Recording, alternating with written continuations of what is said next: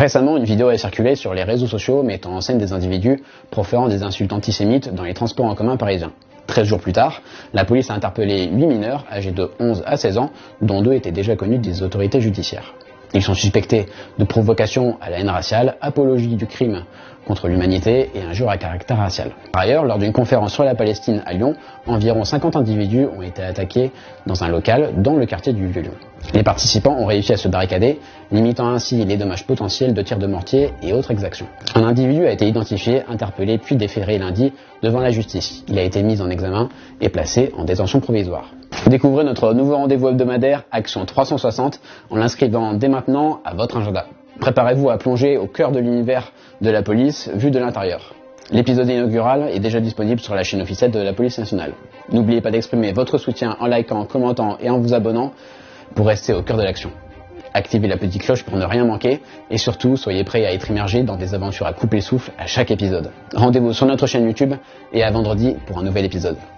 Une nouvelle fusillade a éclaté à Marseille. Samedi dernier, sur le parking d'un McDonald's du 16e arrondissement de la ville, des coups de feu ont retenti peu avant 23 h, entraînant le décès d'une femme et d'un homme, ainsi que des blessures à 3 autres personnes. Le conducteur impliqué était déjà défavorablement connu de la justice en raison de son implication dans le trafic de stupéfiants, figurant ainsi au TAJ le traitement des antécédents judiciaires. La PJ a immédiatement pris en charge cette enquête, qualifiée de rendez-vous stup qui a mal tourné.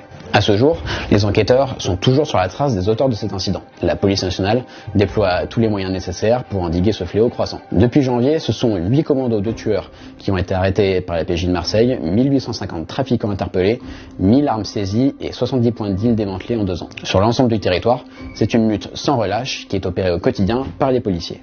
Le week-end dernier en Guadeloupe, 4 individus de nationalité étrangère ont été placés en garde à vue. Lors des perquisitions, plus de 10 kg de cocaïne, environ 2 kg d'herbe de cannabis, 4 000 €, 2 500 $, ainsi qu'une arme de poing chargée ont été découverts. Cette affaire révèle un trafic d'ampleur internationale reliant l'Amérique du Sud, les Caraïbes et l'Europe. Présentés devant la juge d'instruction ce jeudi 9 novembre, après 96 heures de garde à vue, ils ont été mis en examen puis placés en détention provisoire conformément aux réquisitions du ministère public.